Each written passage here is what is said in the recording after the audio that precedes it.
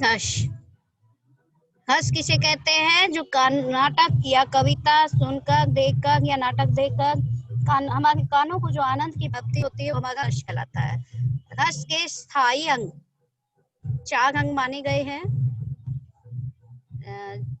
जो कि मैंने कल भी आपको बताए थे। स्थायी भाव, विभाव, अनुभाव और संचारी भाव। स्थायी भाव वे भाव होते हैं जो हमारे मन में सुषुप्तावस्था में हमेशा रहते हैं, जैसे क्रोध, घृणा, हर्ष, शोक आदि हमेशा होते हैं। यानी कि हमेशा रहने वाले भावों को, जो मन में सुषुप्तावस्था में हमेशा रहते हैं, उनको स्थायी भाव कहते हैं। कविता या नाटक का आनंद लेने से साहित्य के हृदय में भावों का संचार होता है। ये भाव मनुष्य के हृदय में स्थायी रूप से विद्यमान होते हैं, लेकिन होते कैसे हैं? सुषुप्तावस्था में। ये भाव साहित्य के आनंद के द्वारा जग जाते हैं और वश में परिणत हो जाते हैं। मानव मन में अनेक तरह के भाव उठते हैं। साहित्यों ने इन भावों को मुख्यतः 9 स्थायी भाव में बांटा है। मुख्यतः 9 है, लेकिन बेटा इनको 11 बना दिया गया है, क्योंकि जो श्रृंगार रस का गति है वो भक्ति रस और वात्सल्य रस, ये 2 और डिवाइड कर दी गई है। ठीक है। विभाव क्या होते हैं? कारण। यानी कि मनुष्य के मन में जो भाव आए हैं वो किस कारण से आए हैं, किस कारण से आए, यानी कि भाव के उत्पन्न होने का जो कारण है वो आपका विभाव कहलाते हैं। आलंबन विभाव के 2 भेद हैं, आश्रय और विषय। आश्रय वो होता है जिसके मन में भाव जागते हैं, और विषय जिसके लिए मन में भाव जागते हैं। ठीक है, मैं रिवीजन करा रही हूँ, ये तो मैंने कल भी आपको पढ़ा दिया था वैसे, लेकिन सिर्फ मैं रिवीजन करा रही हूँ बेटा। अनुभाव होती है चेष्टा।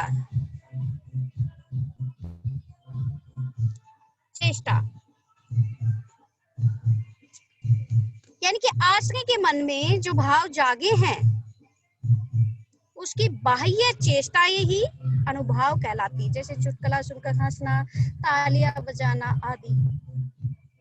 संचार भाव कुछ क्षण के बाद लुप्त हो जाते,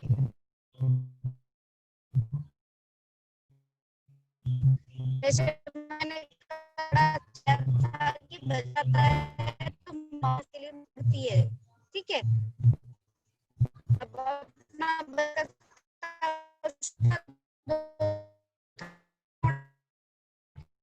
उमड़ आता है, यानी वो चला गया लेकिन भाव कहलाते। अच्छा, एक क्वेश्चन यहाँ पर और बनता है बेटा, संचारी भाव बनते बिगड़ते रहते हैं जबकि स्थायी भाव अंत तक बने रहते हैं। रह सकता है, उसी व्याभिचारी भाव भी कहा जाता है, जबकि प्रत्येक रस का भाव एक ही है, स्थायी भाव। स्थायी भाव अनेक रसों के साथ रहते हैं, क्योंकि बेटा स्थायी भाव तो हमेशा ही मन में होते हैं, लेकिन संचारी भाव क्या होते हैं? बनते बिगड़ते रहते हैं, वो आते जाते रहते हैं, कुछ क्षण के लिए आते हैं और फिर लुप्त हो जाते हैं।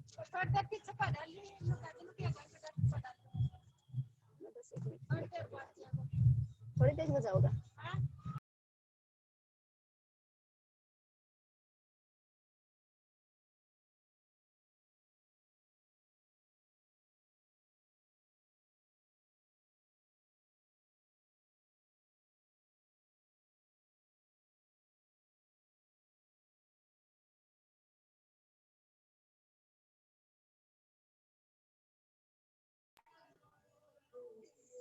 संचारी भाव और स्थायी भाव में अंतर क्या है? संचारी भाव में और स्थायी भाव में अंतर बताने हैं। बताइए बेटा, कौन बताएगा? संचारी भाव कुछ क्षण के लिए आते हैं और उसके बाद लुप्त हो जाते हैं, जबकि स्थायी भाव मन में हमेशा बने रहते हैं। Do you understand? समझ में आया बेटा? Yes ma'am.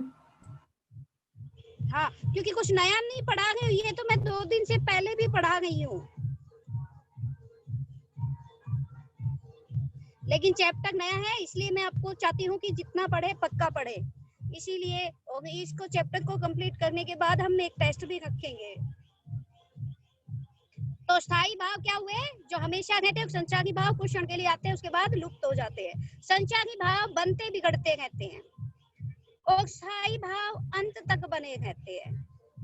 संचारी भाव अनेक रसों के साथ रह सकते हैं, इसलिए इसे व्यभिचारी भी भाव कहते हैं, जबकि प्रत्येक रस का स्थायी भाव एक ही होता है। जैसे मैंने बताया, श्रृंगार रस का रति, वात्सल का वत्स और वत्सल, और हास्य रस का हास, इस तरह से रौद्र रस का उत्साह, इस तरह से हर चीज का अपना एक ही स्थायी भाव होता है। ये सारा दिन फोन ही करती रहा सा।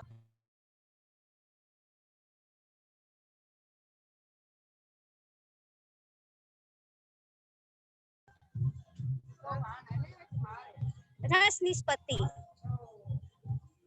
हृदय के स्थायी भाव का जब विभाव, अनुभाव और संचारी भाव से संयोग होता है, अर्थात एक दूसरे से मिल जुल जाते हैं, तब रस की निष्पत्ति होती है। अर्थात स्थायी भाव, विभाव, अनुभाव, संचारी भाव सब मिलकर रस की व्युत्पत्ति करते हैं, यानी कि रस का निर्माण करते हैं, रस को बनाते हैं।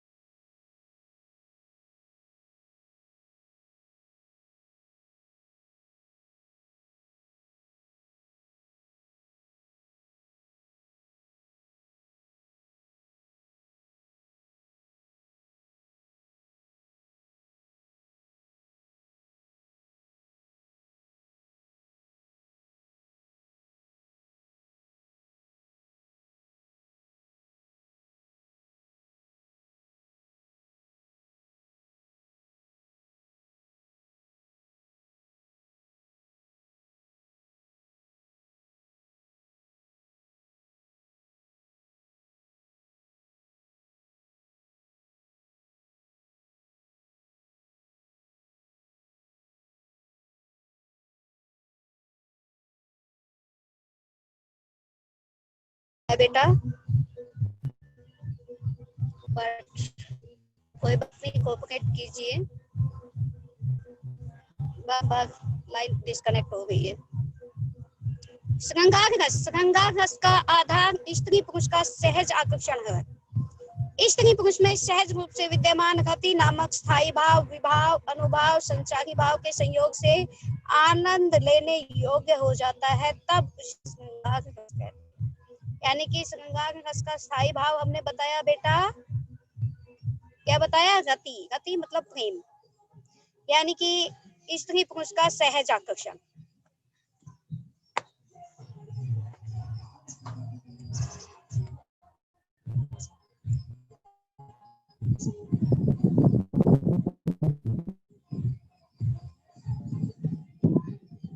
जब स्त्री पुरुष में सहज रूप से विद्यमान स्थायी भाव, विभाव, अनुभाव, जैसे याद रखना बेटा, जब शब्द याद आए उसके मीनिंग हमेशा पता, कारण अंतर और होने भाव। तो जब भी स्थायी भाव, विभाव, अनुभाव, संचारी भाव के संयोग से आनंद लेने योग्य, तब इसे श्रृंगार रस कहते हैं। अनुभूतियों के आधार पर श्रृंगार रस के 2 भेद होते हैं, संयोग रस, वियोग रस। संयोग रस कब होता है? काव्य में या अन्यत्र जब नायक नायिका के मिलन का वर्णन होता है तब वहां पर संयोग श्रृंगार रस होता है। जैसे हम मूवीज वगैरह देखते हैं, राम सीता का उदाहरण ले लीजिए। जब राम वनों में उपवन में घूम रहे थे तो सीता की दृष्टि उन पर पड़ी और वो उन पर आकर्षित हुई, तो अपने हाथ के कंगन को ऐसे रख लेती, क्योंकि सामने नजर मिलाने से उनको शर्म महसूस होती है, तो कंगन को ऐसे देखती है और बिल्कुल स्टैचू बन जाती है। कंगन के नग में श्री राम की परछाई दिखाई दे रही थी उनको, तो वो एक टक अपने कंगन में श्री राम की परछाई को निहारती रहती है। तो ऐसे जो होते हैं उसमें श्रृंगार रस का भाव है, ये संयोग श्रृंगार रस में आएगा आपका ये उदाहरण। संयोग श्रृंगार रस का मतलब क्या है? जहाँ काव्य में या अन्यत्र जब नायक नायिका के मिलन का वर्णन होता है तब वहाँ संयोग रस होता है। वर्षा ऋतु में रात्रि के समय बिजली चमक रही है, बादल बरस रहे हैं, दादुक मोर की आवाज सुनाई दे रही है, पद्मावती अपने प्रीतम के संग जागती हुई वर्षा का आनंद ले रही है और बादलों की गर्जना सुनकर चौंक कर प्रीतम के सीने से लग जाती है। संयोग रस का वर्णन देखिए। पद्मावती चाहत ऋतु पाई, गगन सुहावन भूमि सुहाई, चमके बीजू बरसे जग सोना, दादुर मोर सबक सुठिलोना, रंग राति प्रीतम सन जागी, गगनई गरजई गगन चौकी उग लागी, शीतल बूंद ऊंच उपारा, हरियर देख दिखाऊ संसारा। यह स्थायी भाव रति है, यानी कि प्रेम है। रानी पद्मावती आश्रय, क्योंकि रानी पद्मावती के मन में ये भाव जाग रहे हैं। आलंबन कौन है? जिसके लिए भाव जाग रहे हैं, यानी कि उनका प्रीतम। बिजली चमकना, दादू मोर का बोलना, बादलों का गरजना, उद्दीपन विभाव है, यानी कि उसको और ज्यादा जो भाव है उनको और ज्यादा बढ़ाने का कारण। विभाव कारण है ना, उद्दीपन विभाव और ज्यादा बढ़ाने का कारण। चौक कर सीने से लग जाना, डर जाना, संचारी भाव, क्योंकि वो हमेशा तो डरी नहीं रहेगी, है ना, इसलिए केवल कुछ क्षण के लिए वो भाव आते हैं और चले जाते हैं। ठीक है। वियोग श्रृंगार रस, प्रिय से बिछुड़कर वियोगावस्था में दिन बीता रहे नायक नायिका की अवस्था का वर्णन होता है, तब वियोग रस होता है। जैसे किसी का फौजी फौज में चला जाता है तो उसकी प्रियतमा उसको मिस करती है, याद करती है, वियोग में उसको याद करती है, दिन बिता रही है, तो वहां पर वियोग रस होगा। मन मोहनते बिछड़ू जब सो, तब आ सुन सो सदा होती है, हरिश्चंद्र जो प्रेम की फंद परी, कुल लाजही खोवती है, दुख के दिन को भांति बीतई, विरहगम रंग सजोवती है, हम ही अपनी दशा जाने सकी, निशी सोवती है किधो होती है। यानी कि जब से उनका प्रियतम बिछुड़ गया है तो वो अपनी आंखों से आंसू बहाकर उसको याद कर रही है, उसी दिन से आंसुओं से मुंह धो गई है, और उनको याद करते हुए वो कुल लाज की कोई परवाह नहीं करती, वो लाज खोती रहती है, उसी के विरह में अपने दिन रात बिताती रहती है। ऐसा कौन सा दिन है, ऐसा कौन सा दुख है जो उसको याद करके उसको नहीं होता है।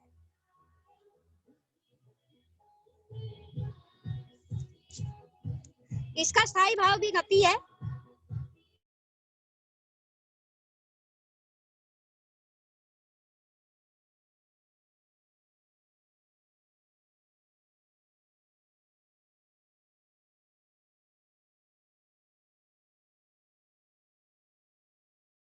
इसकी अनुभूति हो गई है।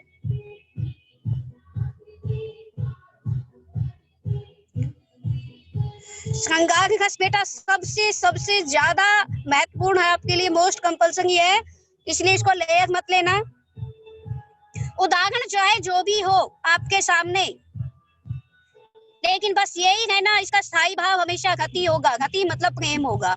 जिस भी आपको कविता को देखकर, काव्य पंक्तियों को देखकर आपको लगे कि यहाँ प्रेम की बातें हो गई है, वहां पर श्रृंगार रस होगा। और अगर मिलन की बातें हो गई है तो संयोग रस होगा, और बिछड़ने की बातें हो गई है तो वियोग रस होगा। ठीक है।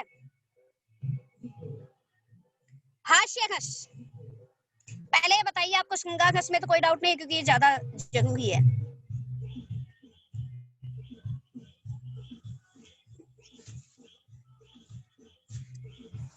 मैम दोबारा बताएं बेटा। श्रृंगार रस में मैंने बड़े अच्छे उदाहरण दिए हैं कि जैसे जब से मेरे प्रियतम मेरे से बिछड़े हैं तो मुंह धोती है, ऐसा कौन सा दिन है जब मैं उनके लिए नहीं रोती हूँ। इस तरह से मैंने उदाहरण दिए हैं आपको। तो ये इसमें कौन सा रस आया बताइए।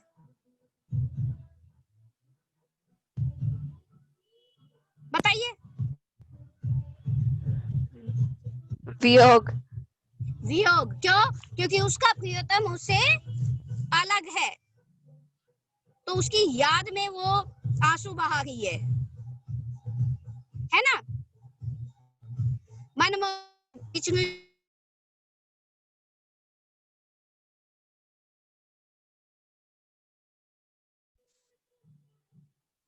ठीक है,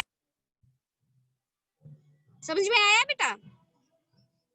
दूसरा हमने उदाहरण दिया था पद्मावती का कि बारिश रही है, वर्षा ऋतु में रात्रि के समय बिजली चमक रही है, बादल बरस रहे, दादू मोर की आवाज सुनाई दे रही है। पद्मावती अपने प्रियतम के संग जागती हुई वर्षा का आनंद ले रही है और बादलों की गर्जन सुनकर चौंक कर प्रीतम के सीने से लग जाती है। तो इसमें कौन सा उदाहरण बताया? संयोग।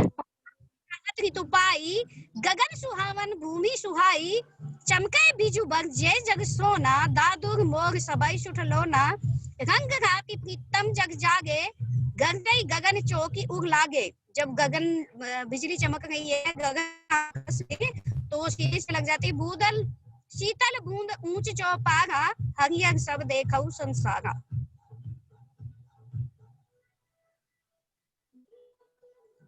कौन सा है? कौन सा रस है बेटा? शाबाश बताइए।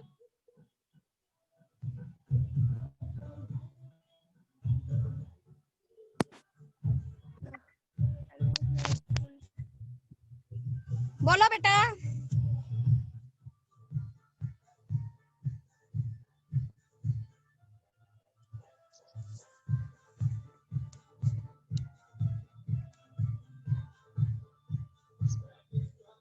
संयोग श्रृंगार रस।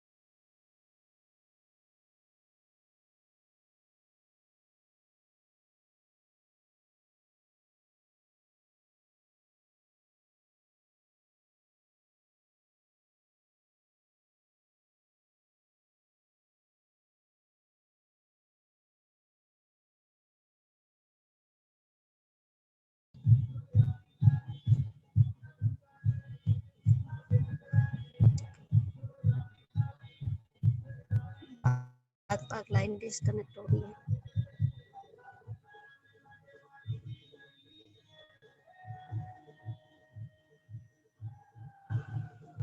श्रृंगार रस क्लियर हुआ तो आगे बढ़े बेटा।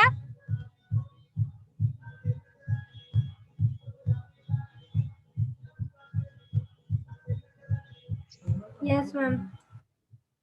Yes good. आज हमने पढ़ा रस कानों को आनंद प्राप्त हो किसी काव्य पंक्तियों वगैरह को देखकर। स्थायी भाव सुसुप्तावस्था में रहने वाले मन के भाव। विभाव उन भावों के जागने का कारण। अनुभाव चेष्टाएं और संचारी भाव कुछ क्षण के लिए लुप्त होने वाले भाव। उसके बाद हमने पढ़ा है श्रृंगार रस, यानी कि इसमें नायक नायिका के मिलन की बातें हो गई हो तो संयोग रस, और बिछड़ने की बातें हो गई हो तो वियोग रस। ठीक है, उदाहरण भी दे दिए मैंने आपको। हास्य रस, मैम विभाव बता दो। किसी विचित्र, हाँ बेटा बोलो बेटा।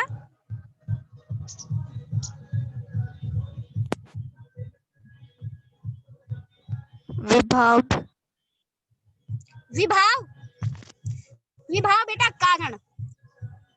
अनुभाव चेष्टाएं।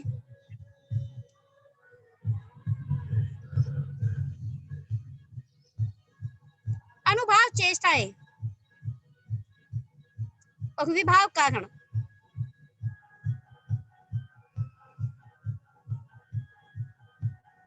और कोई डाउट?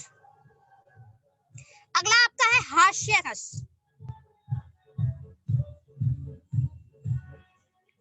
किसी विचित्र व्यक्ति, वस्तु, आकृति, वेशभूषा, असंगत क्रिया, विचार, व्यवहार आदि को देखकर जिस विनोद भाव का संचार होता है उसे हम हास्य रस कहते हैं।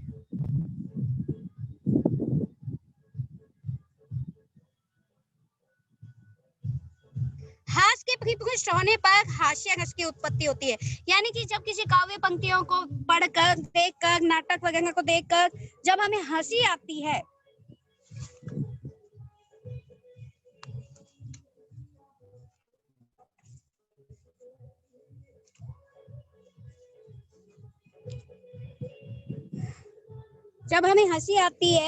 तो उस जगह पर हास्य रस का परिभाव परिपुष्ट होता है।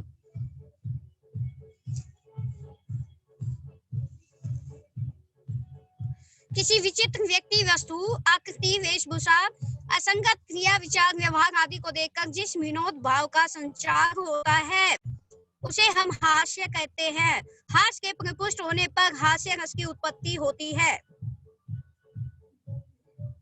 श्री राम लक्ष्मण के वन गमन के समय उनके पैरों की रज छूकर शिला बन चुकी अहिल्या जीवित हो उठी। यह समाचार सुनते ही विंध्याचल पर्वत पर रहने वाले मुनिगण बड़े खुश हुए कि यहाँ की अब सभी नारियां, सभी शिलाएं नारी बन जाएगी।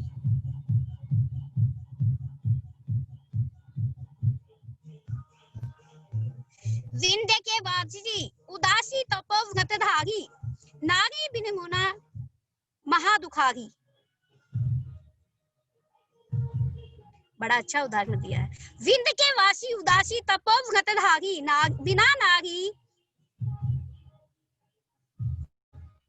मुनि महादुखारी। जो मुनि महात्मा हो गए वो नारी के बिना महादुखी। हंसने वाली बात है ना। एक तो वो महामुनि कहला रहे हैं, ऊपर से नारी के बिना महादुखी बता रहे अपने आप को, है ना। हास्य रस की उत्पत्ति होती है। गौतम पिए तही तुलसी सो कथा मुनि भय मुनि वृंद सुखागे, हवे है शिला सब चंद्रमुखी, पद से प्रभु के पद कंज त्यागे, कीनी भली रघुनायक जो करुणा करी कानन को पग धागे। जब श्री राम जी ने अपने पैर से छूकर शिला बनी हुई अहिल्या को नारी बना दिया तो वहां के लोग कहने लगे कि अब तो यहाँ पर जितनी भी शिलाएं हैं सब नारी बन जाएगी।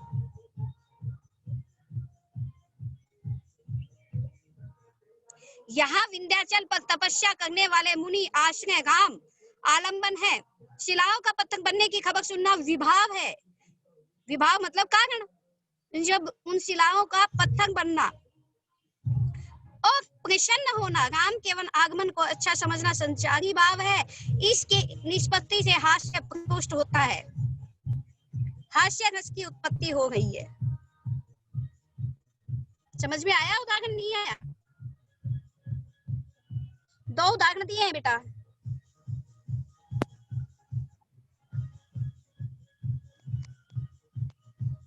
मैम एक और बार। बिल्कुल। जब किसी काव्य को पढ़कर या सुनकर, जब किसी है वहाँ इसकी उत्पत्ति हो जाती है।